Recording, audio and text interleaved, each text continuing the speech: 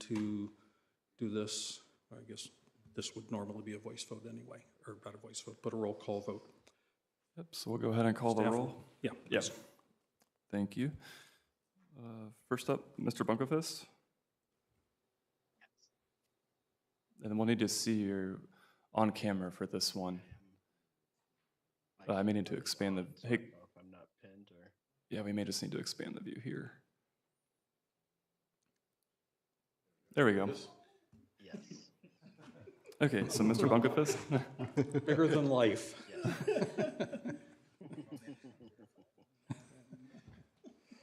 And was that a yes? Yes. Okay, thank you. Yes. Mr. Horke? Yes. Mr. Khan? Yes. Dr. Keen? Yes. Mr. Maui? Yes. Mr. McCarty? Yes. Mr. Mooney?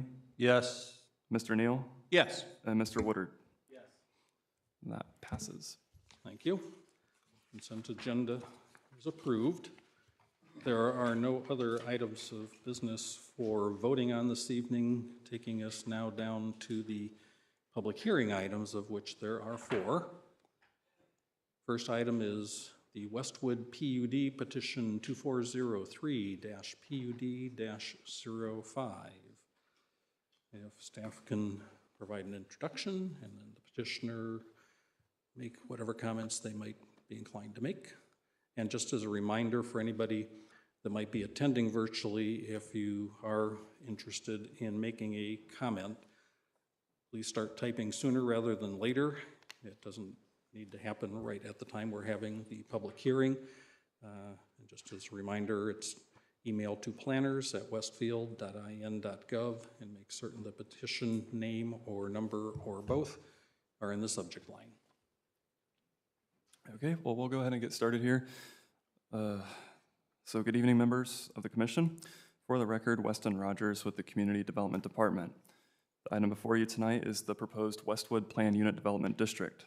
This petition proposes to rezone roughly 10.21 acres located at 18342 Spring Mill Road from the AGSF1 zoning district to the Westwood PUD. And this is for the development of a special events building and 2 commercial lots fronting Spring Mill Road. So this site is located just between Urban Apples to the south and Sundown Gardens to the north. This item received its first reading at the February 12th City Council meeting and is slated for a public hearing at tonight's APC meeting. This petition was properly noticed and advertised, and staff has received no public comments at this time. There was a neighborhood meeting held, and there is a neighborhood meeting exhibit included as part of your agenda that has 1 comment from a neighborhood meeting attendee. Russell Brown of Clark Quinn Law is here tonight to provide a presentation on this item. Both the petitioner and staff are available to answer questions should there be any from the commission. Thank you. Thank you. Mr. Brown.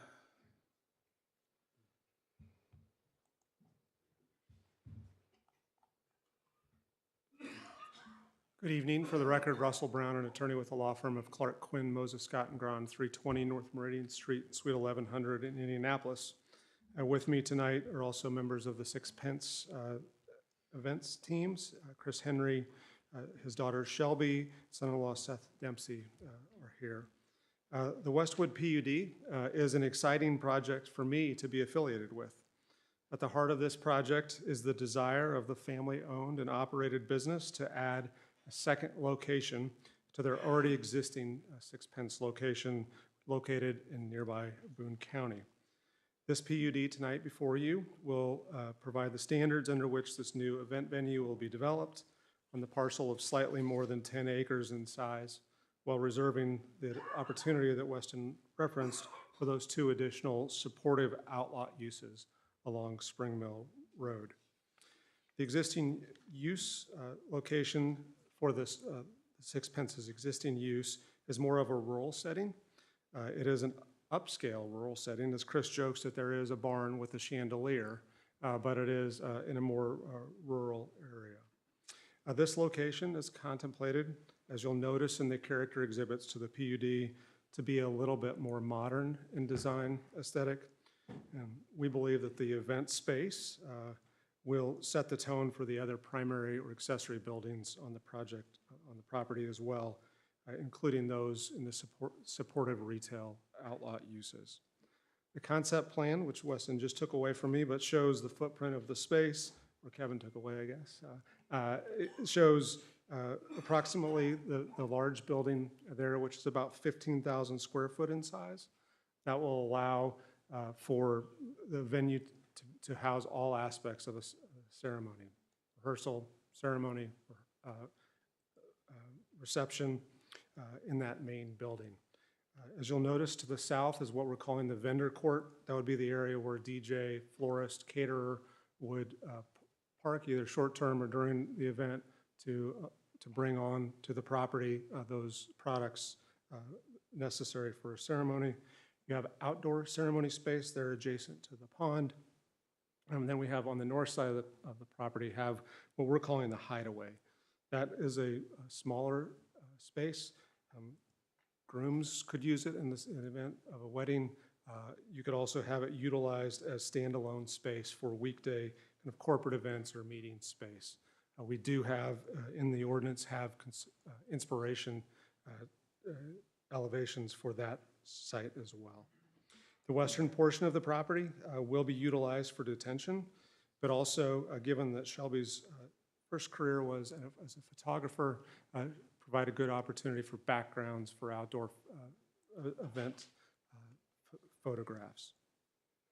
The ordinance lays out the uses and creates the definition of a use of a special event building or facility to be just those, which is special event related. We did specifically include in the ordinance that there will not be overnight lodging allowed as part of that use, based on a concern originally raised when we introduced this project. We have incorporated outdoor operation restrictions, which are similar to the Urban Apples PUD to the south, though we anticipate that the outdoor activities on this project will be much more limited than those otherwise already permitted nearby. In the site plan, we've also thoughtfully worked to include buffering and mounding, both in location and in plantings that are located there.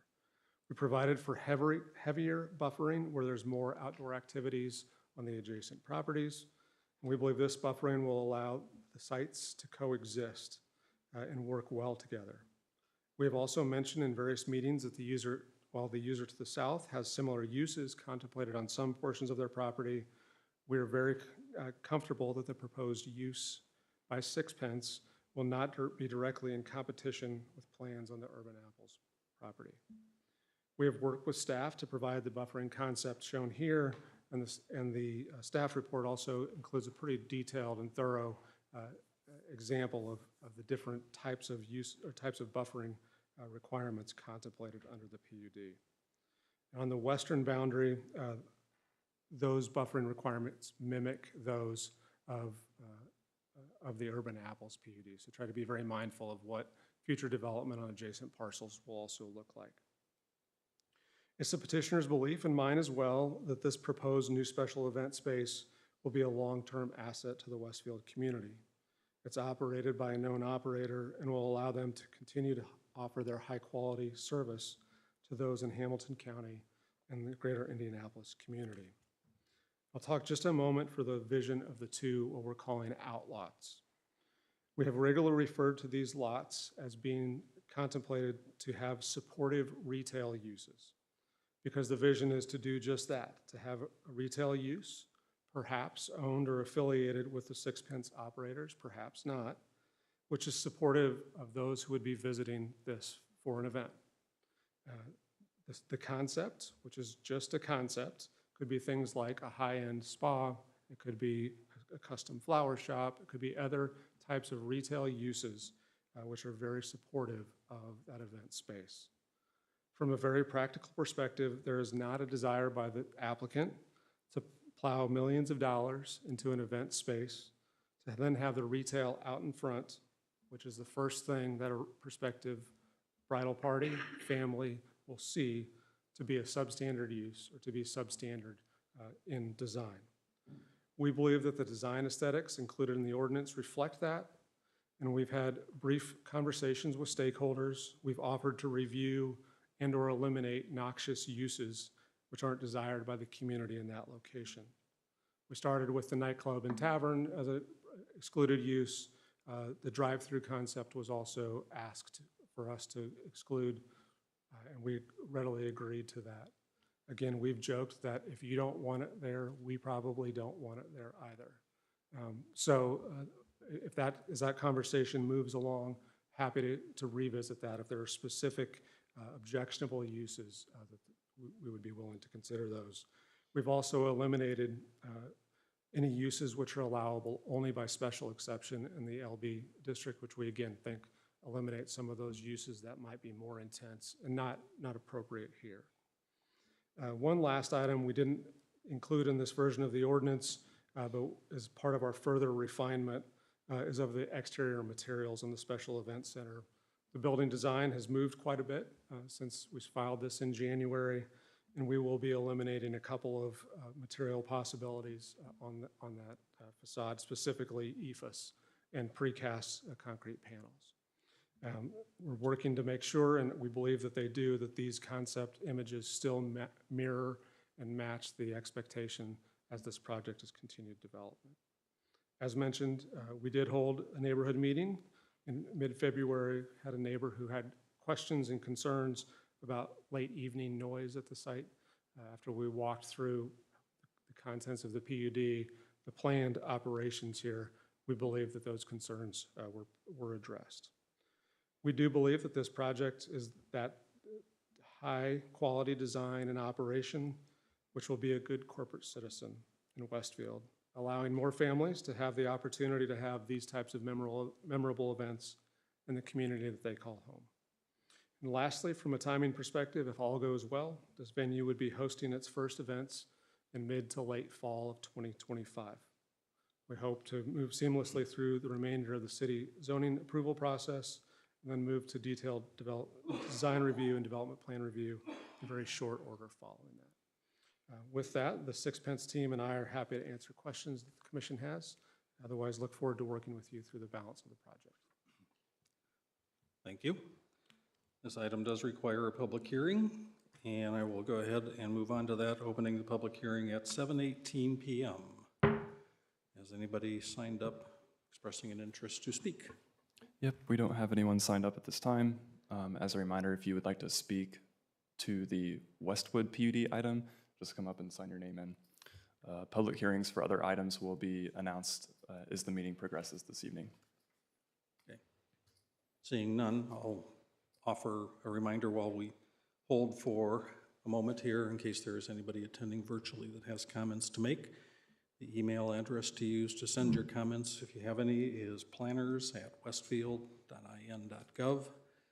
And we'll wait about 2 minutes to see if there is anything that populates our inbox, and then close the public hearing if possible, and move on to Q&A with petitioner and staff and APC membership.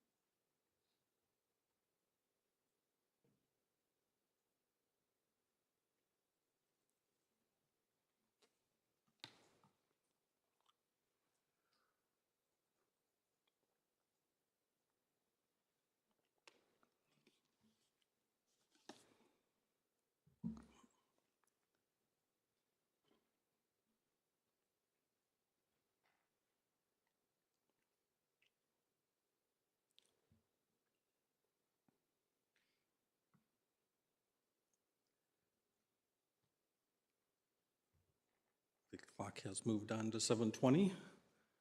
We have no emails. Yep, no emails. Okay, and there's nobody in the room that's had a last-minute thought. So I'll close the public hearing at 7:20.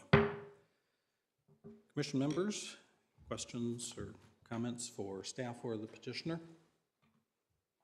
I just have a procedural question, probably for staff first. The two outlots, will those come back before us with a site plan at a later date? Yes. Okay. Yep, so right now the PUD requires substantial compliance with what you see here. So that includes the special event building and the large 8-acre lot. The two outlots, the two lots that front Springmore Road, those would require detailed development plans to be submitted in the future as those develop. Okay. Then I just simply have a Dan. comment for the petitioner, and that is I hope that the landscaping that's done between Urban Apples and the proposed site is the same kind of landscaping that will be out on Spring Mill Road with the berming and the visual blockages that are there. And that's just a future comment, but it'll come before us at some point in time, and better now than later. Yeah, but just to clarify, the 8-acre parcel will require a detailed development plan as well.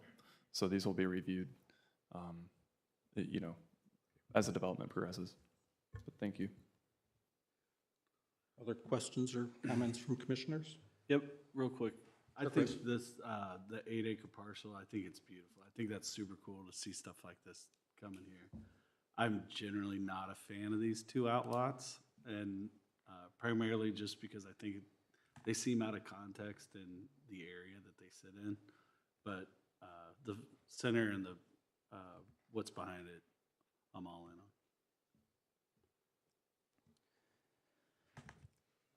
in on. Victor? So first, I want to say thank you for coming to Westfield. I've truly enjoyed getting to know you at the neighborhood meeting, seeing your vision of what all you'd like to do. And in terms of the actual event building itself, you know, we talked about this a little bit, that it's difficult when you're stuck between two barns, with that being the aesthetic that we have out there. You want something that's unique to you. So the exhibit items that you have, I think that any might be added or et cetera, can really have something that, again, is unique to your brand, whatever you're wanting to do out there, the mixed wood, steel, et cetera. Regarding the two outlots, so I know that's where there's been some reservation at council of wanting the two outlots. But staff brought to my attention when I met with them that Sundown Gardens, when they were first approved back in 2014, they have outlots that go all the way up to the roundabout there, Spring Mill 186.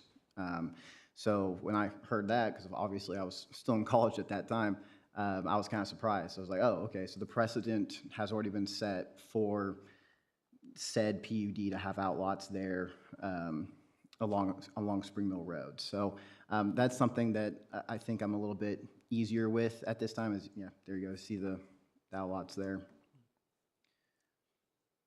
Yeah. But where I think we really need to nail down, iron out the uses is when this comes back to workshop, just having a better idea.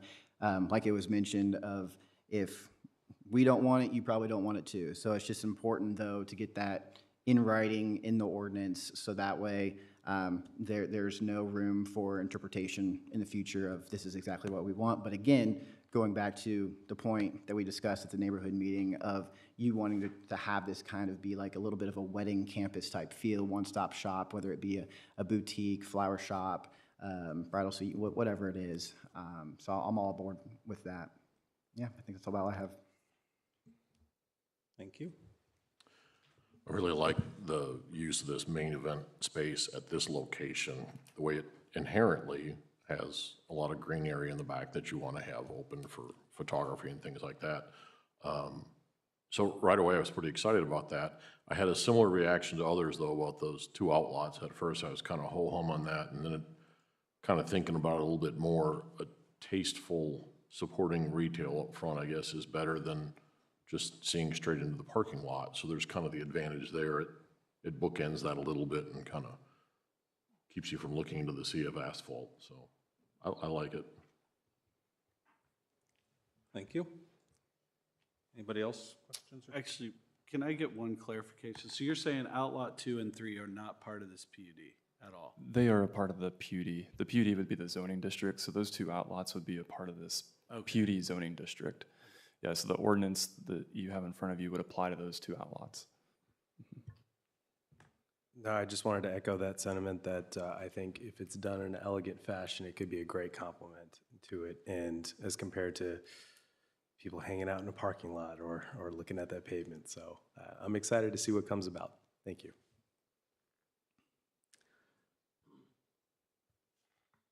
Mr. Bunkfist, our virtual attendee. We'll pause for a moment from our discussion and leave an opportunity for you. Do you have any questions or comments you would like to bring up right now? Comment only, echoing other members' statements, incredibly excited and really like the use. So thank you. Thank you. The outlets, it appears from the layout of the parking lot that there is east-west connectivity between what will be presumably the parking fields in some manner for those two lots and the main parking for the event center. Is that correct? It's not just the right or left turn that you would make as you're coming in the entry drive. You wouldn't have to go out of the parking lot and make a quick 180 to get in. Yeah, I think there would be connectivity to that. The concept we've had, and the ordinance provides that there would be no more than 2 rows of parking between the building facade on those outlots and Spring Mill Road. So trying to put, to the comments, trying to put as much of the pretty stuff towards Spring Mill Road, and so you're not looking at parking. So there would need to be connectivity to have back of house access. Sure. And if it weren't for what was already approved many years ago, which I was a part of and brought up during our organizational meeting for the agenda, that the lot to the north does have additional uses besides garden center, I would sure like to see those sooner rather than later, now that we've really got a good thing going here and Grand Park is producing a lot of traffic. So these will not be out of character, and hopefully maybe something can happen here quicker, and then that'll seed the cloud for getting additional uses to the north. Any other commissioner questions or comments for staff or the petitioner? Okay, we'll see you at a workshop meeting. Perfect. Thank you. And we'll move on to our next item for tonight. Thank you. Lose some tabs here.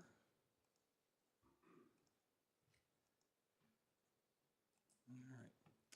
The next public hearing is Towns at Union PUD, petition 2403-PUD-08. If staff can introduce, and then we'll hear from the petitioner. Thank you, President, members of the Plan Commission. For the record, Ryan Collingwood with the Community Development Department. The item presented before you this evening is the Towns at Union PUD Amendment 1 proposal. The subject real estate is about 13 acres in size and is generally located east of and adjacent to Union Street and southeast of David Brown Drive. The scope of the Towns at Union Amendment 1 proposal requests modification to the number of permitted stories, number of permitted units, and the minimum living area per unit for the development. Although this amendment proposal is limited to the requests mentioned, the associated staff report provides a contextual layout of the controlling development regulations that went into effect in September 2022 via the approval of the Towns at Union PUD District, or Ordinance 22-06. This amendment petition had its council first reading on February 12th and held a neighborhood meeting on February 22nd, in which no members of the public attended. The petition is slated for a public hearing in front of the APC tonight. The item has been properly noticed and advertised, and staff has received no public comments. John Dobashewitz of Nelson and Frankenberger is here tonight and intends on making a presentation to the commission. He is available for questions, as am I, if you guys have any for staff. Thank you. Thank you. Mr. Dobashewitz. Thank you and good evening. For the record, my name is John Dobashewitz. I'm a land use professional with the law firm of Nelson and Frankenberger. We represent the petitioner, Pulte Homes of Indiana. With Pulte here this evening is Rex Ramage and Dave Compton, as well as other members of our development team, and Jim Schinover, an attorney with our office. As staff indicated, the subject real estate was the subject of a rezoning for a PUD that was approved in September 22 as ordinance 22-06, which allowed for sale townhomes to be developed on the real estate. And the exclusive request this evening is limited to 3 amendments to the ordinance, as well as some enhancements we want to review with you this evening.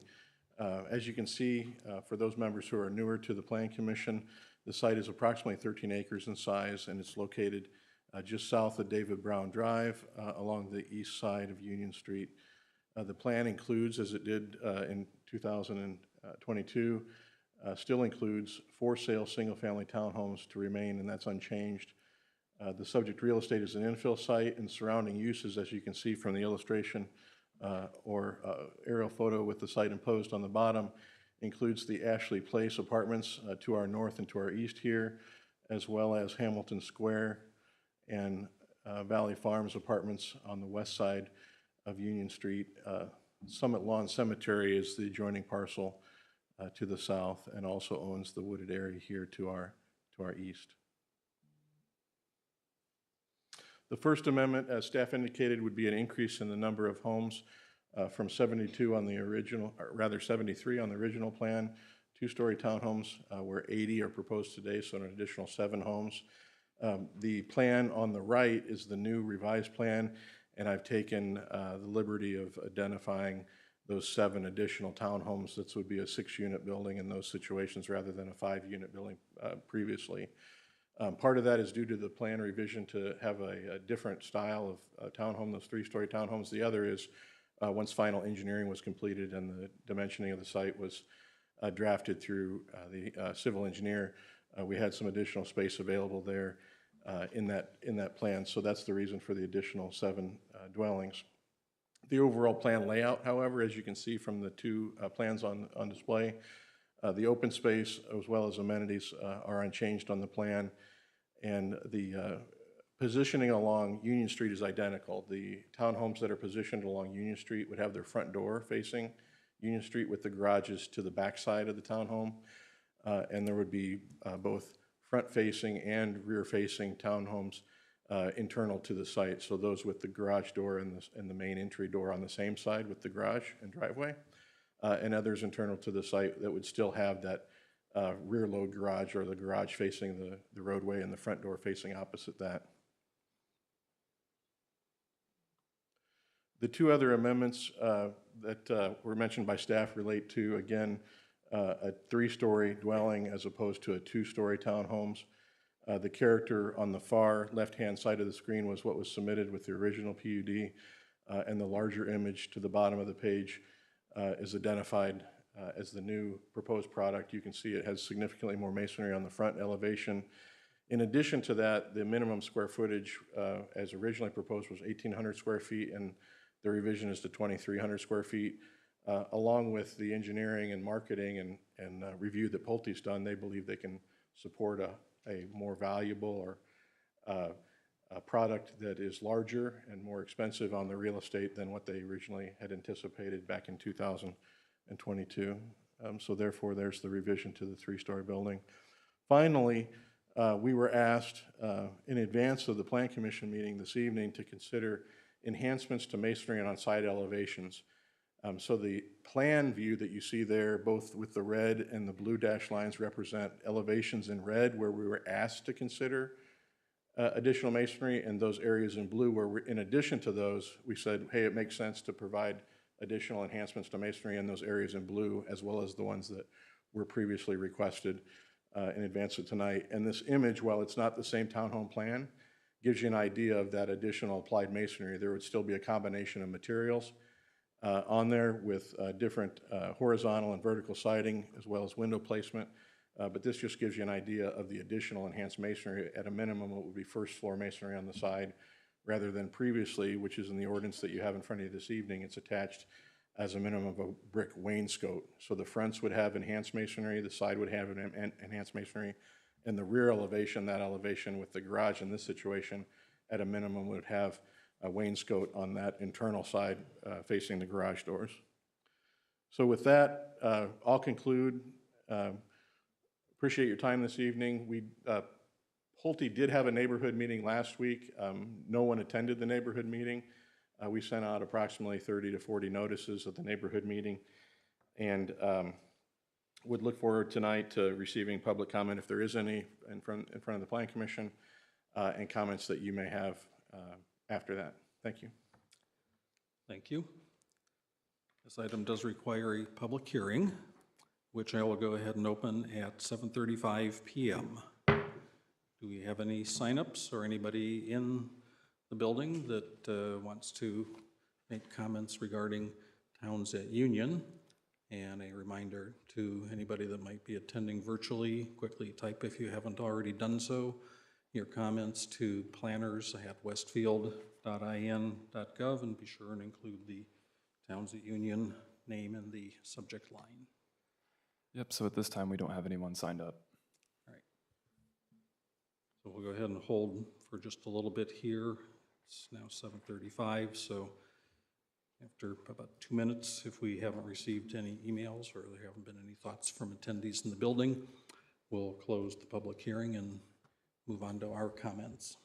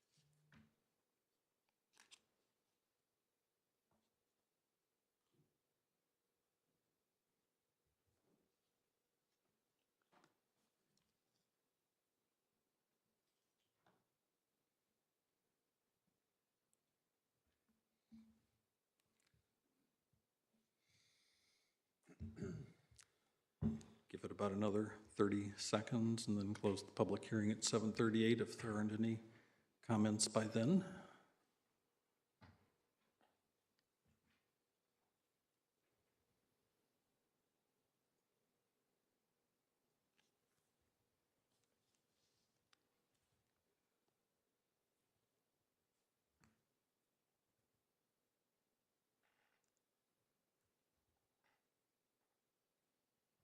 It is now 7:38. If we have no emails and... No emails. Okay, I'll go ahead and close the public hearing. Commissioner, questions or comments for staff or the petitioner? Am I remembering correctly that a couple years ago, your team had prepared a cross-section showing the relative distances and heights to Union for the towns on your side and the Hamilton Square on the other side? But I didn't see that in the PUD. I don't know where that exhibit went. Do you still have that? It was for informational purposes, so it wasn't attached as part of the original PUD. Do you recall, I guess, what does this third story do relative to what's on the other side? I know the topography is in your favor here.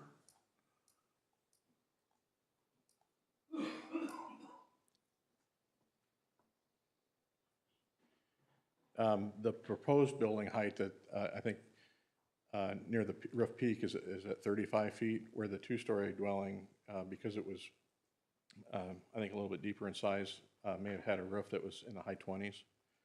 So we're talking about 6 to 7 feet at the peak of additional building height. The buildings on the, I think the buildings on the west side of the street, the multifamily buildings, those are a little bit deeper because they have, I think, units front to back. So it's a larger building front to back. And because of that, their roof peaks are a little bit higher going from front to back. That's how they're pitched, the roofs are pitched. We can get that information if you'd like. Plus, I think, excuse me, plus I think those front doors are about 6 feet higher on that side than they will be for you, right? On the west side goes up? Yeah, it modestly. Okay. They've got the parking lot out. There's Union Street, and then there's the parking field, and then the multifamily dwellings beyond that on the west side. That works enough for me. I don't need to see it unless anybody else does. I just thought you may have had that from before. Could you speak to expectation for amenities? The amenities at this location, the discussion that occurred when we had the original zoning, we had an exhibit that identified the walking radius, and it's about a 10 to 12-minute walk to get to the park facilities and the stuff that's happening at Grand Junction. And in addition to that, there's a gazebo located on the plan. Let me pick it out. It's right here. And those amenities are detailed, I think, the last 2 or 3 pages of the informational item in the ordinance itself. We're also asked, because of the trail system along our plan, gathering spot there, another gathering spot here with a bike station, and another thing that we're asked to add is a bench and bike rack at that same location as the bike station. Thanks.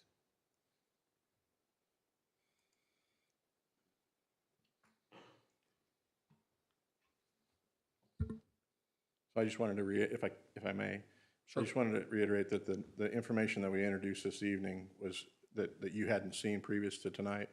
What was the site elevation enhancements on the masonry? There was some discussion that in the event that the Plan Commission didn't feel that it was necessary for this to go to the workshop. That would be if there's no more questions, there's no public comments to address. That I wanted to get that in front of staff and make sure you understood that. We're not necessarily asking for the matter to be acted on tonight or at your next meeting, but wanted to acknowledge that if you wanted us to attend the workshop and you wanted us to attend another Plan Commission meeting after that, we'd be available to do that. But in the event there weren't any additional questions, we'd also accept a recommendation. You would. At your discretion. How thoughtful of you. They're paying us to be here. So we don't need to be, we don't need to be. I just want to ask one question. Sure, go ahead.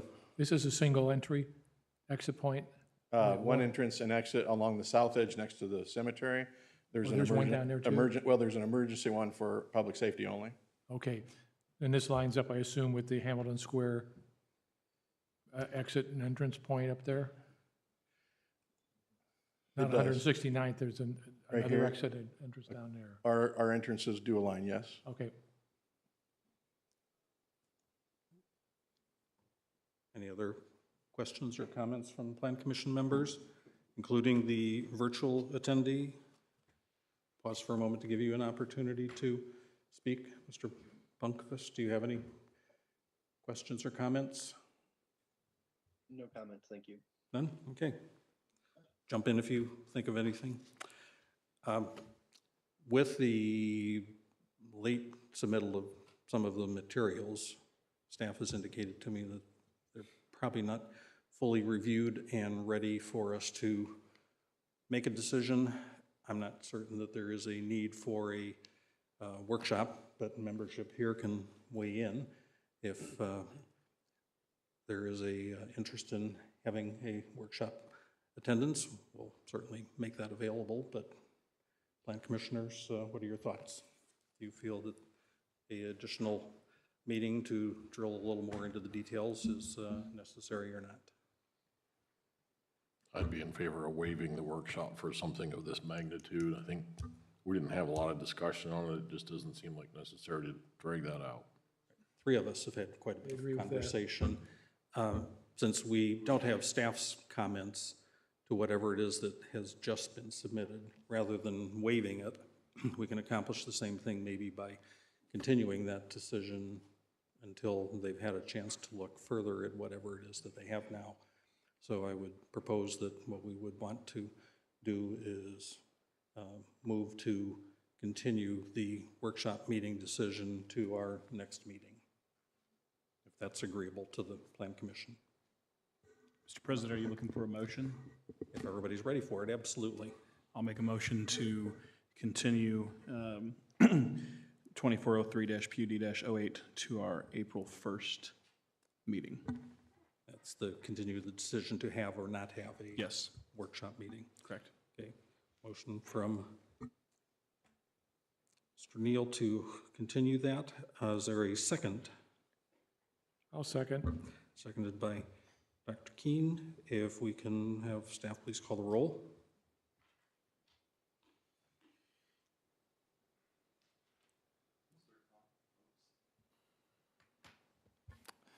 Yep, Mr. Khan, Yes.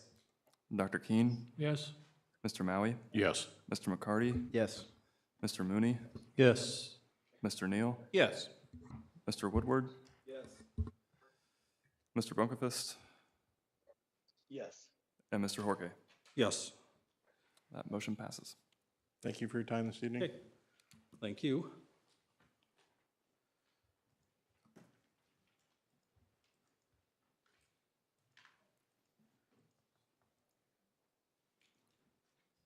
Moving on, our next public hearing item is the general patch variety of items for our Unified Development Ordinance that have been collecting for a while.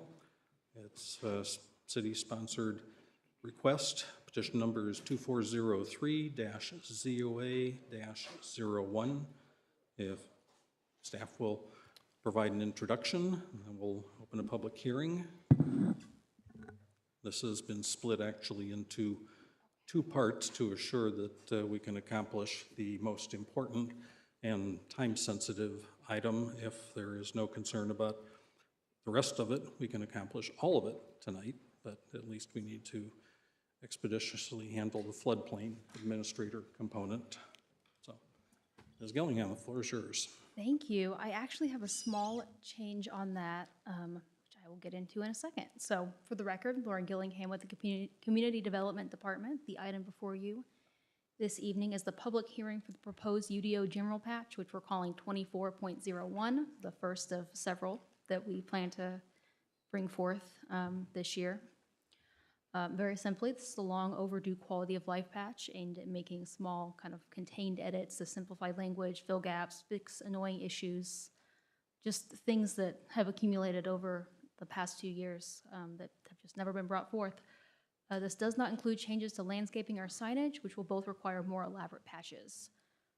Although this public hearing is for the entire UDO patch, as I referenced in my email to you guys earlier today, staff requests that the APC send a recommendation tonight for just a single part of the UDO, the larger UDO amendment, which is modification of Article 3.5A, Floodplain Administrator, which I've separated out into a single ordinance here.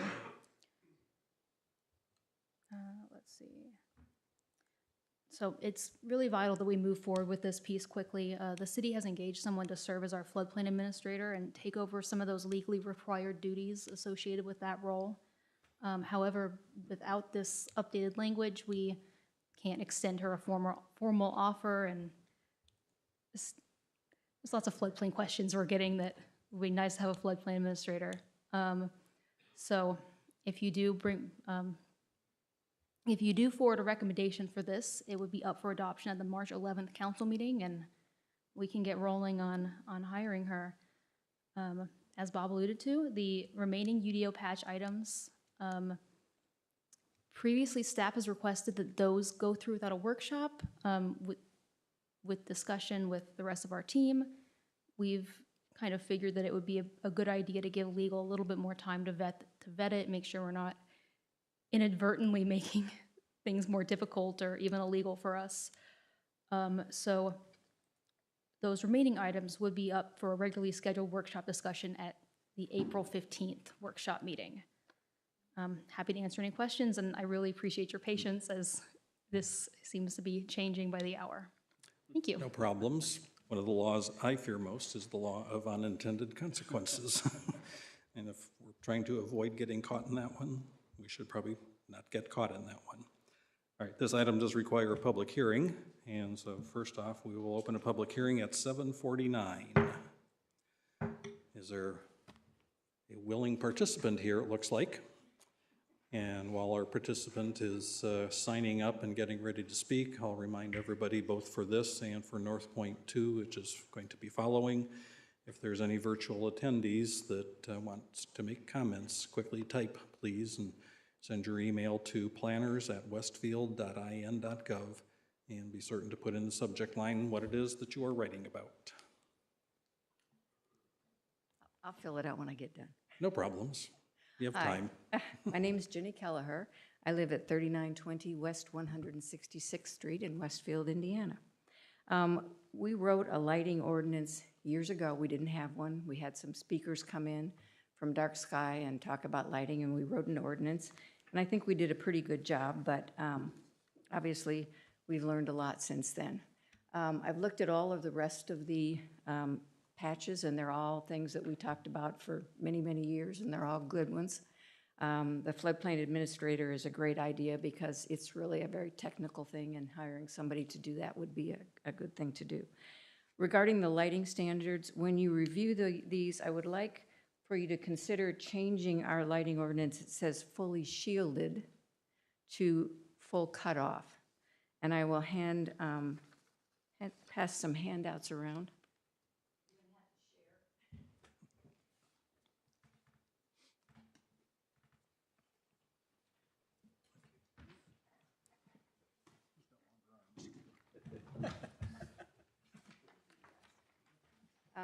I sent an email earlier. Duke Lighting does most of our street lights here, and there is a Duke Lighting in Florida, and they have listed actually lights that were dark sky compliant, that were fully shielded. But they have those same lights here in Indiana, so I'm hoping that we can address that. The sheet that I gave you shows you full cutoff, which is this one here, and fully shielded. It's been difficult to determine what each one of those is, and some people use them interchangeably. Here's fully shielded. So that's the difference between the two lights. This one shines into people's bedroom windows if it's in a neighborhood. The other one doesn't. So I'm hoping that you might consider that when you redo the lighting ordinance. That's all I have to say. Thank you. Thank you. There's no other speaker in the room. If you could double check to make sure we haven't received any emails from a virtual participant. Yep, no emails. Okay, that being the case, I'll go ahead and close the public hearing at 7:52 p.m. The language change from shielded to cutoff sounds logical to me, and if the illustrations that we were just shown are industry standards and common practice, sounds fine, but I would actually defer to staff to determine for sure if there's any reason to do it or to not do it. Any other questions and comments for staff from the rest of the Plan Commission? I have a question. This is on the non-conforming standards. I think Chapter 9, or non-conforming lots of record. It starts off with reduces standards, which sends a chill up and down my spine, because I like to raise standards. But we're going from 100 foot wide to 75, and from an acre to 4/10 of an acre. And what's the rationale behind that? Yeah, so that section about legal non-conforming lots has to do with lots that have homes and are being utilized, but the zoning district does not match how they're designed. So essentially, we have a number of subdivisions here in the city that are what I call zoned by plat. A lot of them are pre-1977, before Westfield, Washington joined our agreement. And essentially, instead of actually rezoning these pieces of land to, SF2 or something that match the zoning code, the developer kept them as AGSF1 and then just wrote in, lot standard requirements into the plat. So they are legally platted, they are legally livable, but under our current standards, they do not meet the AGSF1 zoning standards because they're under 3 acres and don't meet the various 100-foot setbacks that we require now in modern times for AGSF1 lots. Sorry, this is all getting technical, and I can feel everyone just zoning over. So what that has to do, so moving forward here, we ran into an issue in the North Bokeelia neighborhood specifically, where there are, a number of lots that people live on, and technically, because they are less than 1 acre, they're all less than 1 acre, per the letter of our code, they are not allowed to be used as residences under a certain reading of the ordinance. Obviously, that's not what we want. We want people to be able to continue using their homes and continue being able to get mortgages and buy and sell and all of that. So what this does is it just reduces it to the lowest lot in such subdivision. Does that make sense? And what that also does is it allows people to potentially do room additions, add garages. If their house burns down, they don't have to come get a variance to rebuild, that kind of thing. This helps clean up one of the unintended consequences of the rule that we have in place for certain lot sizes. Yeah, for Okay. these certain subdivisions.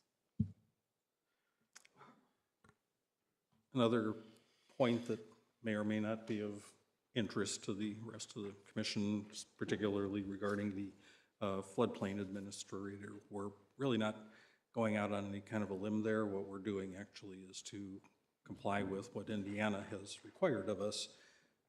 So if we tried to say, I'm not sure I really like it, we're probably going to open a whole big can of worms that we don't want to open.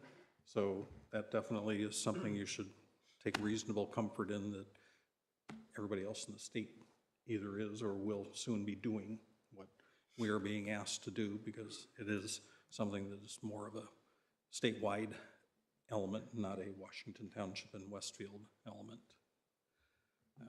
Since staff is thinking that a workshop is a better idea to allow time both for a little further vetting of the language to make sure that it's as precise as it needs to be without stepping on toes somewhere else, then we don't need to worry about what to do with that tonight.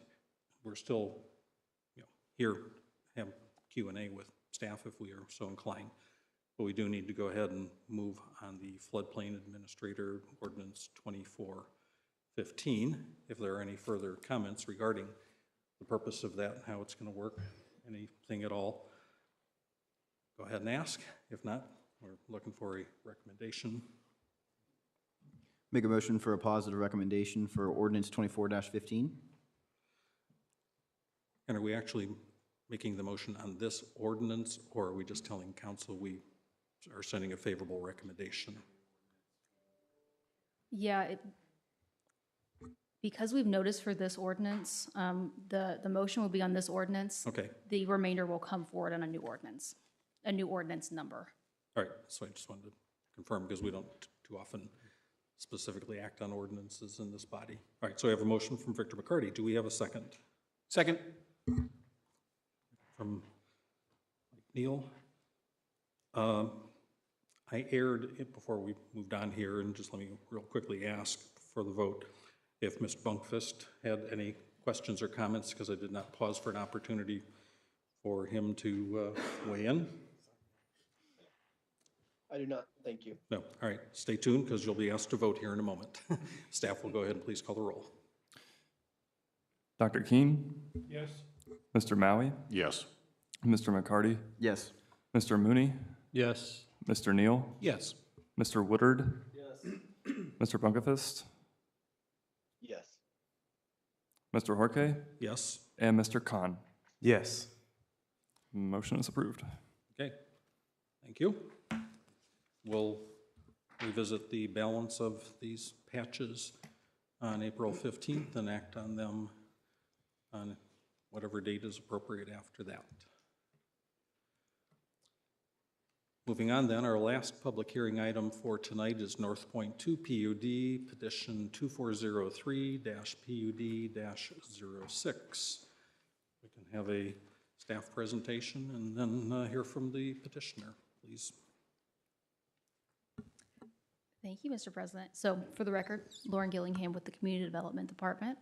This item before you this evening is the public hearing for the proposed North Point 2 PUD, which is a rezone of approximately 180 acres near State Road 38 and Anthony Road from AGSF1 to PUD. We are sailing through this agenda, so I will not rehash information the applicant's going to get to. A neighborhood meeting was held at the Grand Park Event Center this past Wednesday, the 28th, and it was a good turnout, a good discussion. And like the UDO patch, this kind of comes with an unorthodox request, given the involvement of the task group, which has been very instrumental in determining just how this is going to look. Staff would like to request that the ABC defer their decision regarding whether or not to hold a workshop discussion on this item until the April 1st APC meeting.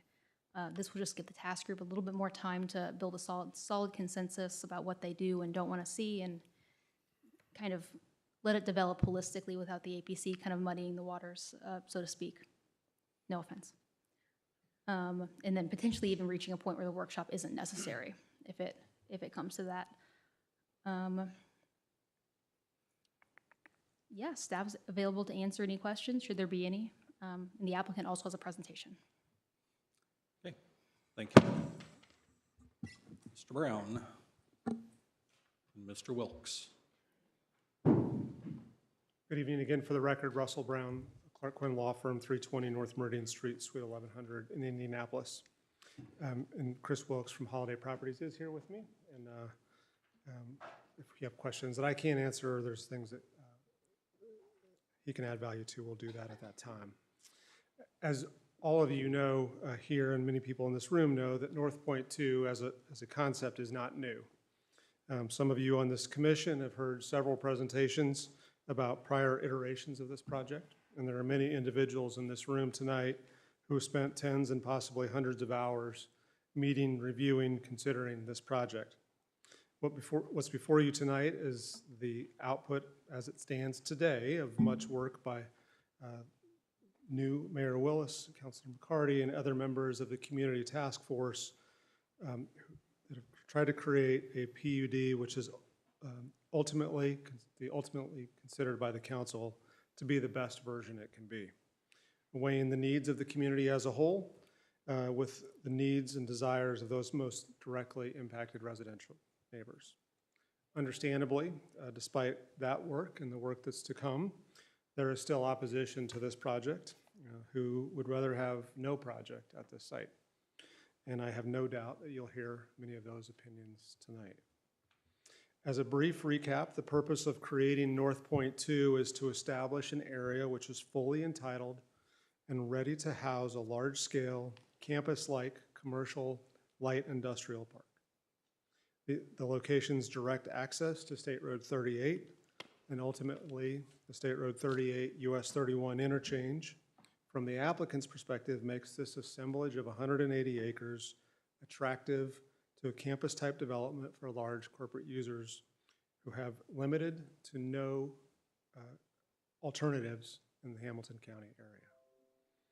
Given the long history of this project and the development team, I'm going to devote my limited presentation time this evening to the ways in which the draft ordinance before you has attempted to deal with many of the largest concerns of the project. I won't rehash, but I'm happy to do so if the commission desires, but I won't rehash many of the arguments raised in public meetings or prior communications, but having spent approximately 4 years with this project, I'm ready to do so if that's necessary. I'll start with the changes to the 10 acres in the northwest corner of the site. Over the various iterations, this corner has been proposed as a lot of different things. I believe in its current iteration, the use of this 10 acres is the best use of any of those that we've received feedback on. As proposed under the ordinance, this 10 acres would be what we have called a preservation area. It will be reforested under a plan approved by the director, which meets certain requirements that are all spelled out in the ordinance.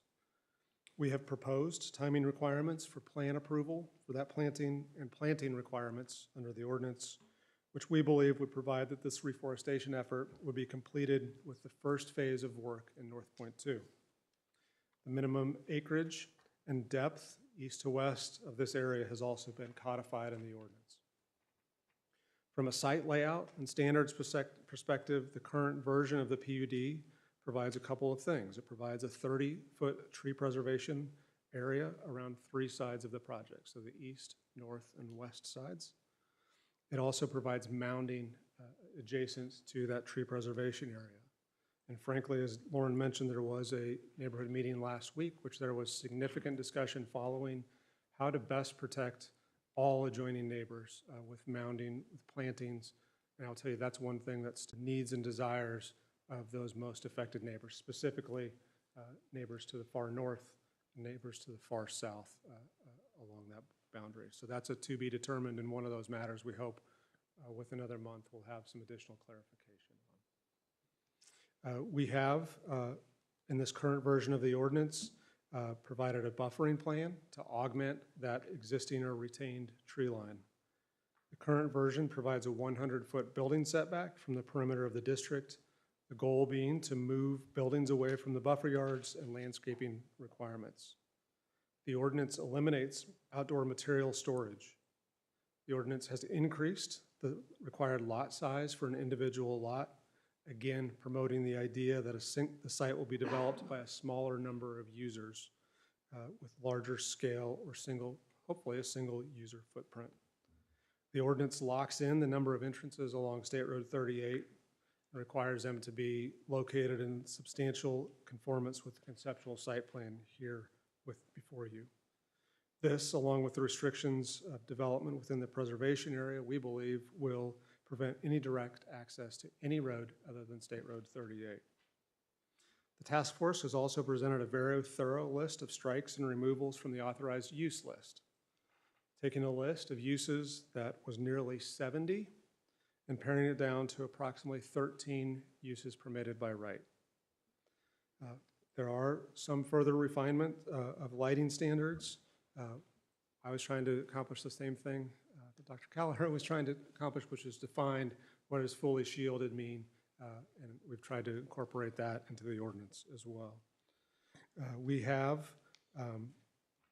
also provided explicit rights, obligations, duties of enforcement or confirmation of compliance with noise, odor, light restrictions, invested that in a belts and suspenders approach with the director. The facade architectural requirements have been updated to drive development, which meets a deliverable similar to the requirement of the Abbott Labs building currently constructed along State Road or along US 31. We have added, at staff's suggestion, a representative example of materials that to avoid later fights about what it means to be this type of material versus that type of material. We believe that we have made good effort to meet every request of the task group presented unless it materially impacted the viability of this project. In the project's desire or ability to attract a large-scale corporate campus development. That said, the task force had, even prior to the proposed motion that staff offered tonight, has expressed a desire to continue to meet. They have, assuming an ultimate approval of this project, have asked and invited the development team to have a seat at those discussions. We think this is a show of good faith by both parties, which we hope will allow to meet the spirit of the changes that are likely to occur at this site and what actually occur. We also acknowledge that short of this project just drying up and blowing away, there will be neighbors who remain opposed to any zoning change being approved here. While we may disagree, we can respect that opinion, and the development team will continue to work to be a good neighbor to all neighbors, regardless of their ultimate opinion on this project. I will wrap up our comments tonight by saying this, that I've worked in about half of the counties in the state of Indiana. I do work in a number of communities in Kentucky as well. And I will say that it's not often that you see an elected executive official roll up their sleeves and try to be the deal maker between the development community and those directly impacted neighbors. And Mayor-elect and now Mayor Willis has done that. And so I want to say thank you to him in a public forum. That's a very heavy lift, and it does not come without peril to an elected official to do just that. With that, Chris Wilkes, as I mentioned, and I are here, happy to answer questions, respond to public comment as appropriate. But thank you for your attention to this matter. We look forward to continuing to work with the task force group to continue to build consensus around the ordinance, which is really ultimately subject for your review and consideration and recommendation to the full council. Thank you. Thank you. This item requires a public hearing, which I will go ahead and open at 8:10 p.m. And while we're waiting for in-house participants to sign in and prepare to speak. Final reminder, if there's anybody attending virtually that wants to comment, please email planners@westfield.in.gov and be sure to include the North Point 2 project name in the subject line of your email.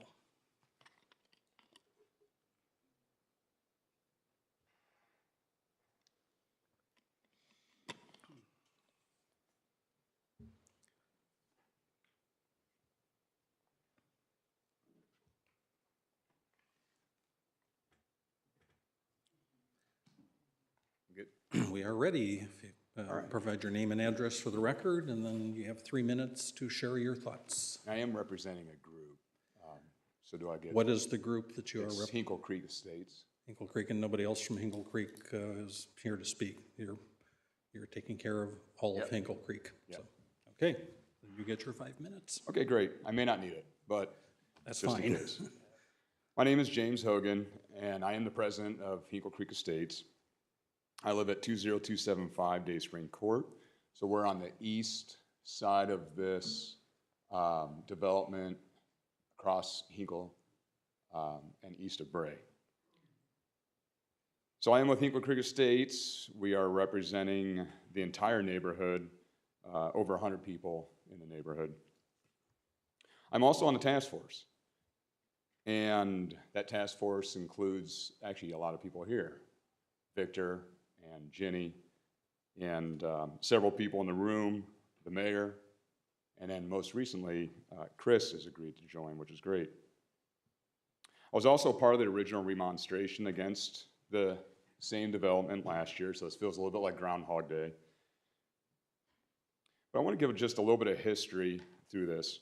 Going back to North Point 1. So back then, the APC told several people in the room that there would be a hard stop at State Route 38. And that gave a lot of people comfort.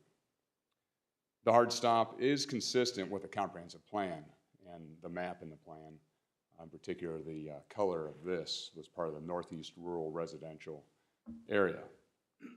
So we had a large remonstration against that. That gave us further comfort.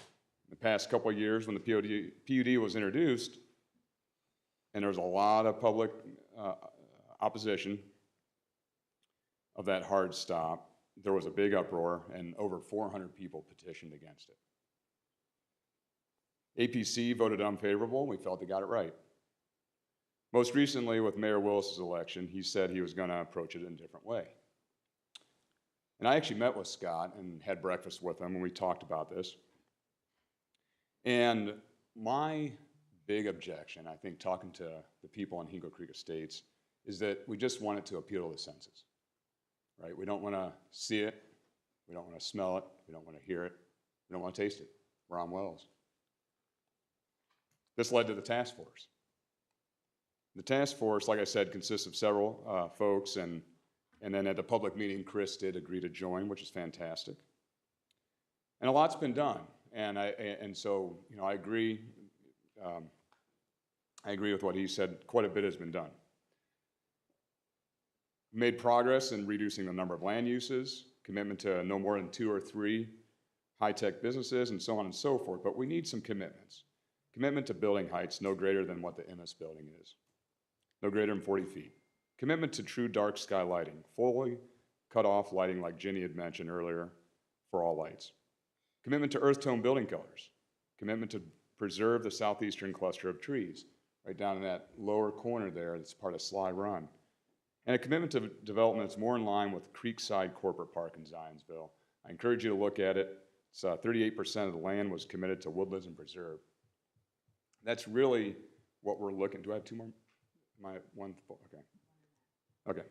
So on that Creekside development, it's Creekside Corporate Park. First in Indianapolis region to fully utilize low-impact development, quote unquote, throughout, resulting in very little discharge of stormwater off the property and into adjacent waterways. Low-impact development also focuses on cleansing water at the source by using rain gardens, native plants, and drainage swales to manage stormwater without detention ponds. Creekside is the optimal location for conscientious corporations that appreciate the natural setting and that desire amenity-rich surroundings. That's, I think, if we could really appeal to the senses for all those surrounding this, and I said this to the mayor as well, if we can accomplish that in the task force, I think there won't be the big uproar like there was the first time around.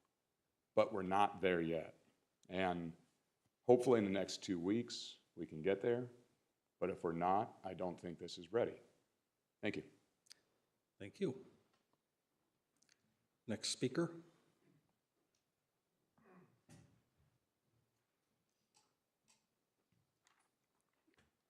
Good evening, Council. Wayne Wheeler, 20889 Anthony Road. I am also a task force member, and I'm here representing or speaking for the task force this evening. I think most of you understand that no one in the Northeast rural residential area was real excited about the possibility of industrial park in our backyard, as I'm sure none of you would be. And just for the record, we're still not excited about an industrial park in our backyard.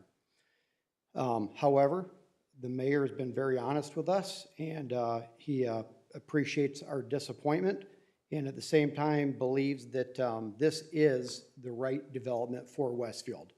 So with that, our task force was formed. And the task force, as James mentioned, is comprised of the mayor, city council and APC member Mr. McCarty, Dr. Kelleher, and residential representatives Tim Armstrong, Cliff Hackman, James Hogan, and Christy Wheeler, who are all present here this evening. We have a really great working group. We've put aside a lot of our differences, and we've been able to work very collaboratively together in order to come up with the best possible outcome. As Mr. Hogan mentioned, we still have some work to be done there. Based on the feedback of over 100 residents, and this was kind of unheard of in this area, is we asked for feedback, and we had Mr. Hackman prepare a mixed method survey. And Mr. Hackman's got his PhD in this, so he really knows what he's doing. But we really had over 100 residents respond to the survey, which normally you get like 3 people, right? When you ask a question, no one ever replies. But we truly had 100 people come back to us with 11 core requests after the software sorted it all out, and we put together what everybody was looking at. We had 11 core requests that we brought to the task force meeting. And I won't burden you with that. You guys can read the packets. All the information's in there. But so I won't go into any detail with that. But I would say at this point, most of those have been settled in principle, not completely fleshed out, but have been settled in, I would just say, in principle. The task force has worked really hard to get to this point. We've been very productive, but we still have a lot of things to get finalized. At this point, we have been focused on the high-level core requests, and now we need time to iron out the details. We feel this activity would be best served by working with the developer, Mr. Wilkes, and the task force together. And we would ask for a commitment from Mr. Wilkes to have 2 more task force meetings in the next month that would have all the members plus Mr. Wilkes present to be able to hash out and iron out the details. And so we hope that that's a commitment that Mr. Wilkes is willing to commit to. And in closing, I would say we just respectfully request that the APC take into consideration the last 4 years of our lives that we have worked hundreds of hours to get to where we're at, and then just trust the process that we're working with already with the residents, the task force, the developer, the mayor. We just request that take that into consideration of everything we've done up to this point before any concrete decisions are made. And I would hope that you didn't. Okay. I don't get my 5 speaking for a group, huh? That's okay. That's fine. No, I just want to remind everybody, and Victor has noticed this, that when we did this before, this place was packed, right? We had a huge group of people against this. And you can see that by that not being the case tonight, the residents are trusting this project with the task force, right? There's no pitchforks here. There's no torches. They're trusting the task force, Mr. McCarty, Dr. Kelleher, the mayor, Mr. Wilkes, are trusting us with what we've done, and hopefully that we can get this thing to the finish line in the correct way. Thanks. Okay, thank you.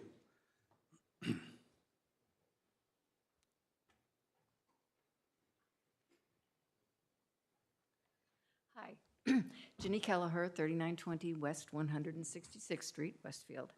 I was on the task force, not so much to say this is what you should ask for, this is what you shouldn't, but to kind of act almost like staff would be. And Victor and I kind of together, I think, said, yes, there are sections in the UEDO that address this. Here are different ways to ask for this. So we didn't ask for anything, Victor and I. We just basically tried to help facilitate the meetings. So what we need to do now, I think everybody has spoken appropriately. They've gotten the high-level things done. There's some details. We have, as you see, the reforestation along there, the neighbor to the north and the south have some personal issues that the developer has agreed to address, so those need to be worked out. We need a couple more task force meetings with staff this time, and I think Lauren is the one working on this so that she can advise us, is that an appropriate way to put this? And make sure that we have it properly written for a PUD. That's all. Thank you. Have there been any emails sent regarding this petition?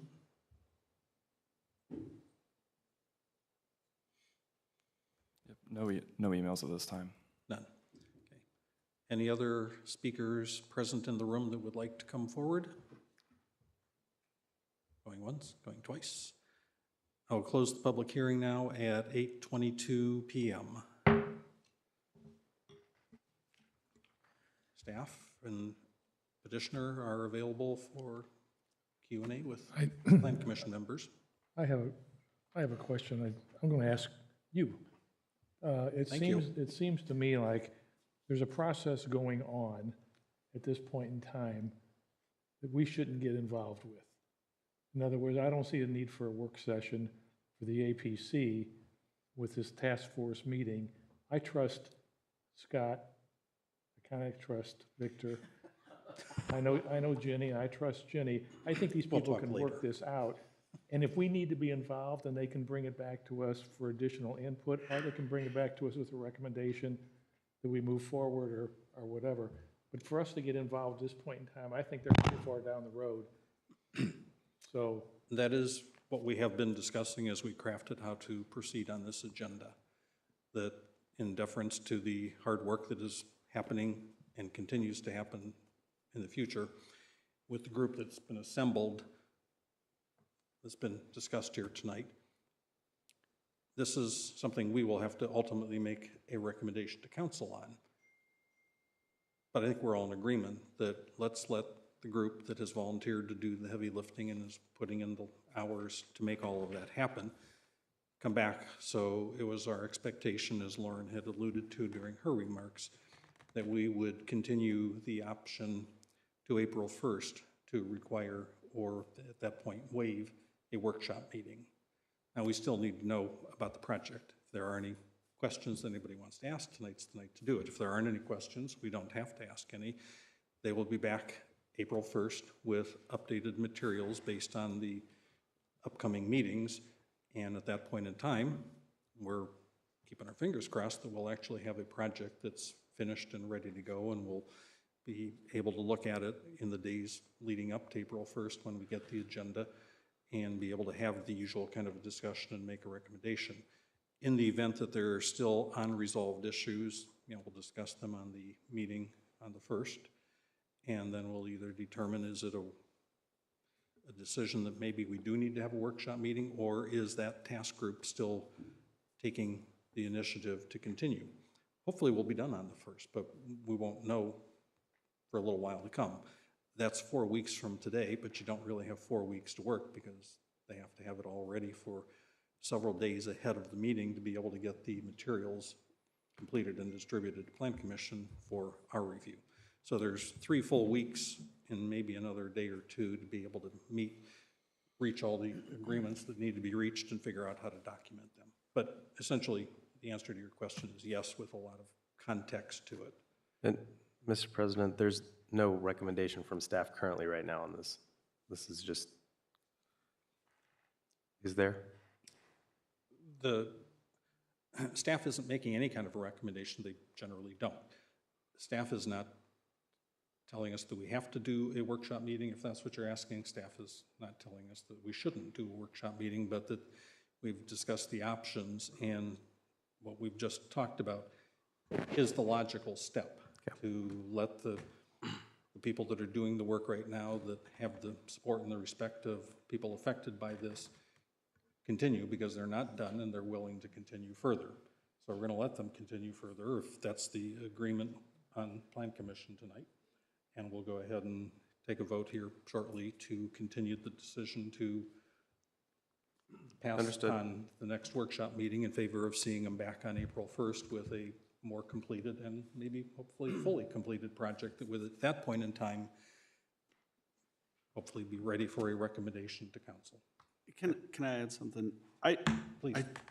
In general, I think with this task force and what they've done, we all agree that this is a use that can go there. And I think our job is to determine if this use is appropriate.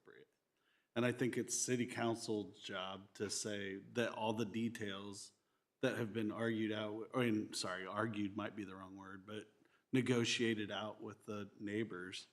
I think that's where that should happen. To me, especially with the opinions of the people who spoke tonight, is they're in agreement of what should happen here. There's a lot of details that still needed to be sorted out. And from my perspective, our job is just say, is this use okay? And if they're saying this use is okay, then I'm in. I would like to make a recommendation. Well, Mr. President? Sure, go May I ahead. ask, I'd actually like to hear from my colleague, Councilor McCarty, since he's kind of on the task force and sitting next to me to the right. And I'd like to kind of hear his thoughts on the conversation this evening, because he's been knee-deep in the entire thing. So could you kind of give us your 2 cents? Thank you. Yes, appreciate that.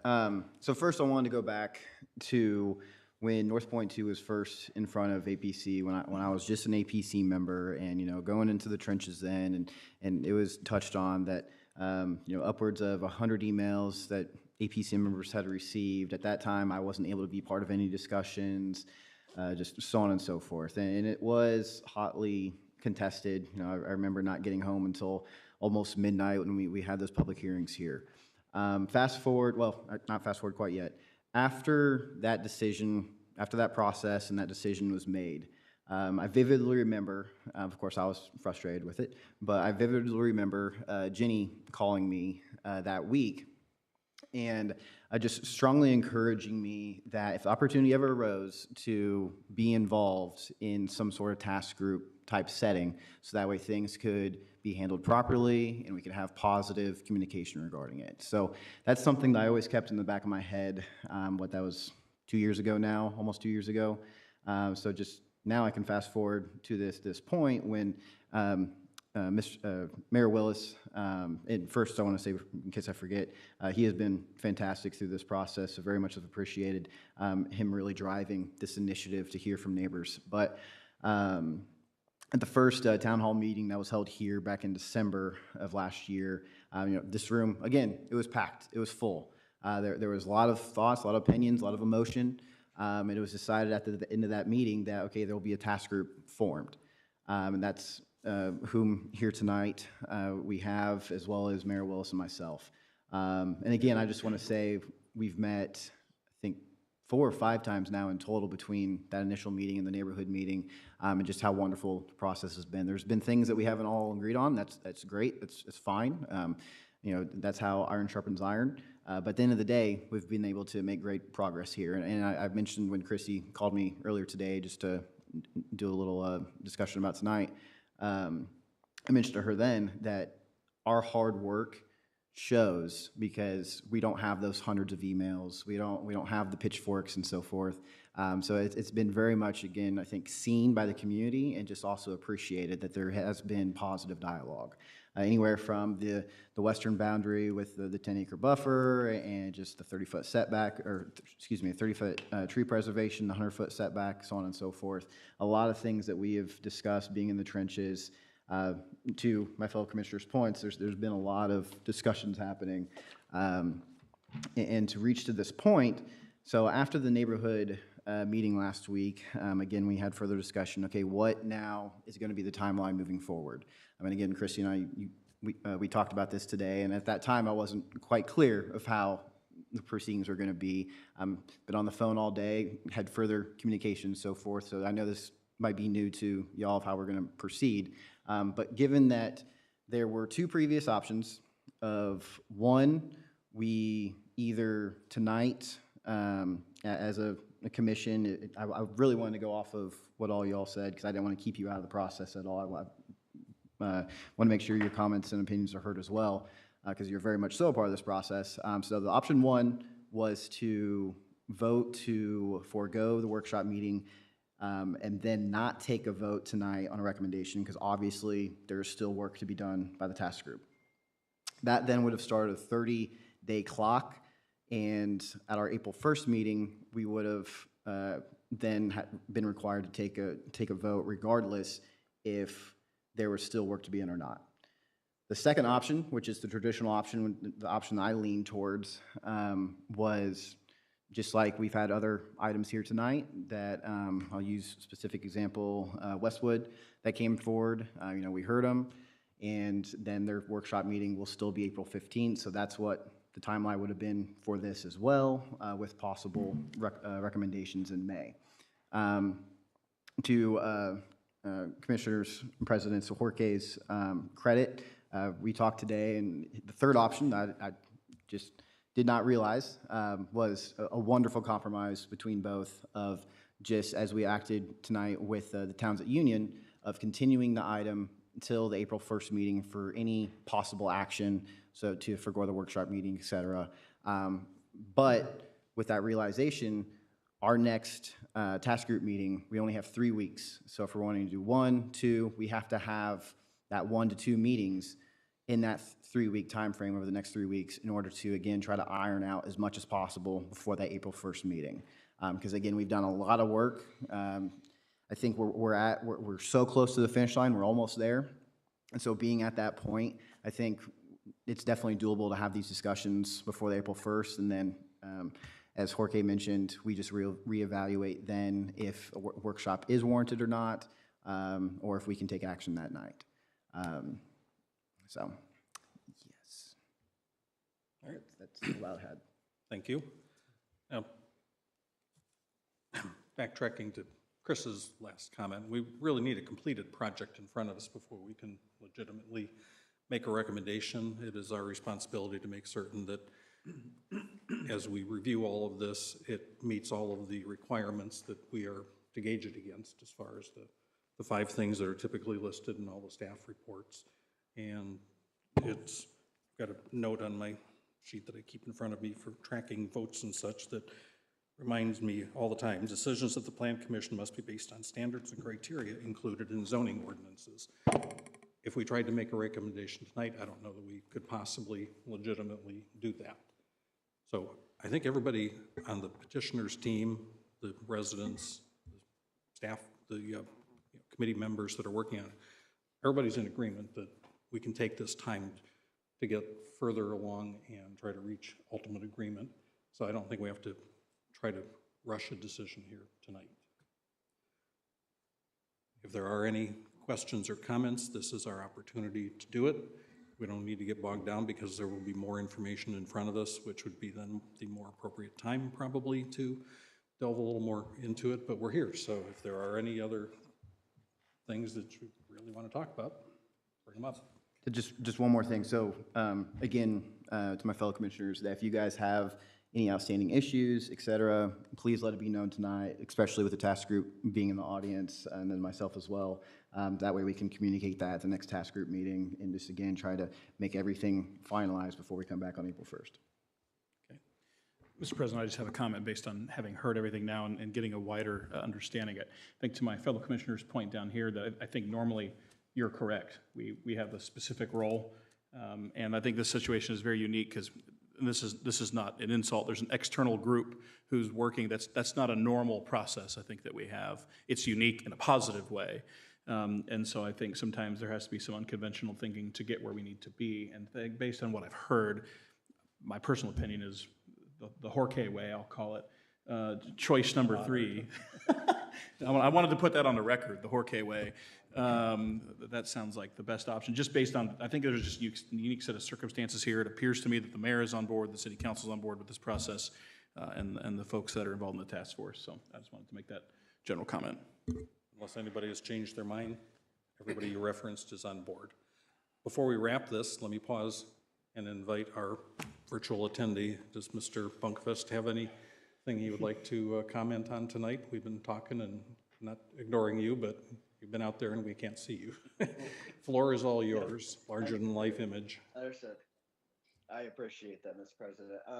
Echoing Dr. Keene's sentiment, I think it behooves us to trust the bodies that be right now in the task force. I obviously have thrown my full support behind this project. I think it's a generational investment that generationally diversifies what we're going to be able to achieve and bring into Westfield. And I fully am excited to receive the updated task group's plans and a full comprehensive plan. So thank you. Thank you. All right. Barring any other further need for conversation, we're looking for a motion to continue the decision to April 1st on whether or not there is or Mr. Wilkes would like to say something. Please come forward and identify yourself. Thank you, Mr. President, members of the commission. For the record, Chris Wilkes with Holiday Properties. And I just want to, I think there was a question posed by Mr. Wheeler for me to commit to 2 meetings for the task force. So I didn't want to let that go unresponded to, and we're fine with that from the developer standpoint. And I would also add, our appreciation as well to the city leadership for participation in the task force and assembling all the committee, the stakeholders in the area. So much appreciated. As it's been mentioned a number of times, this project is not new. Someone said, I think James, deja vu. Well, I feel like I've been here a time or two as well. So, but you could go back and look at the comments from the APC in the previous go around, and you could also review the city council presentation on August 22nd, 2022, if I recall. And you'll see consistent in my comments in all of those public meetings is that from day one, Holiday has been striving to recognize the neighbors there on Anthony Road. And we have gone to many lengths to achieve proper transition and buffering. And in fact, the 10 acres here was, I believe, one of those options that we put forth back in the 2022 discussion. But nonetheless, we're here now, and I just wanted to certainly respond directly to Mr. Wheeler's request that I acknowledge or agree to the 2 meetings, which I'm fine. And I would add to that as well that, it's been 2 years, 4 years since we really started this project. And our intent from day one is to achieve a high-quality business park. So I appreciate all the timelines that go with the APC, and once you get into the system about, first meeting, second meeting, all necessary. But I'll just say for the public record, from the developer's perspective, we want to get it right, okay? So, we'll have, so if that means it takes another 60 days, that's fine. There's no rush on our side. I want to emphasize that because this is important. This is very important. And we, as I've said in my public testimony back then, I'll say it again, we have recognized day one the residents on Anthony Road, and we have tried to achieve that transition, that buffering. We've never shied away from that. So as to the Hinkle Estates folks in Noblesville, the only thing I can mention is there is a Bray, family park on the west side of this, or on the east side of this park. There's not much we can do there from a transition, but that doesn't mean we're not sensitive to their comments as well. I just, wanted to point out the Anthony Road residents, given their adjacency to our park, we've tried to physically create buffering. So that's all I really had. Okay. So, thank you. Thank you for your comments. So we are looking at an April 1st milestone, but if there is still unfinished work, then on April 1st, based on what you've said, we may have a similar meeting and continue things for additional work by the folks that are doing that. So now we are at the point where we need a motion to continue the recommendation to have a workshop meeting, or to be able to have or waive a workshop meeting to April 1st. Motion from Dr. Keene. Is there a second? Second by Andre Maui to hold the decision on a workshop meeting until April 1. Staff will call the roll, and Mr. Bunkfist needs to be ready to come on camera to vote. Mr. Maui? Yes. Mr. McCarty? Yes. Mr. Mooney? Yes. Mr. Neal? Yes. Mr. Woodard? Mr. Bunkefist? Yes. Mr. Horke? Yes. Mr. Khan? Yes. And Dr. Keene? Okay. Motion passes unanimously. Thank you.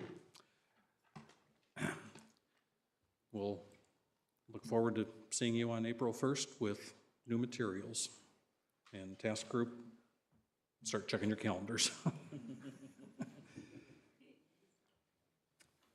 That completes our public hearings for tonight. There are 2 items continued to future meetings.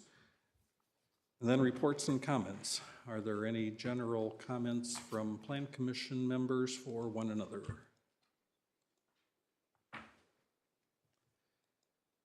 City Council Liaison is up next. Yep, our meeting was relatively short last week. We had a swearing in of 9 new firefighters, and then new business was Resolution 24106. Has to do with examining the financial statements for the ACFR, and Resolution 24107, interlocal agreement with the library for 4 new parking spots on Park Street. It just added up to be cheaper for the library to construct them while their new building's being constructed, and then the city capitalize on that to help them recoup the costs. Short and sweet. Board of Zoning Appeals report is next, based on what's happening with the the UDO updates. Seems like your pool submittals might just disappear and you'll have nothing left to do. Right. Well, but what did you have to do this time? we didn't really meet between the there was last no report meeting. and this report, so I really have nothing to say Okay, well, that's time. That's good. I usually am smart enough to look at the list of agendas to figure out if there was a meeting or not. Obviously, I didn't this time. Plant Committee did meet, and we approved one pending item from, what's it called now? Town and 146th.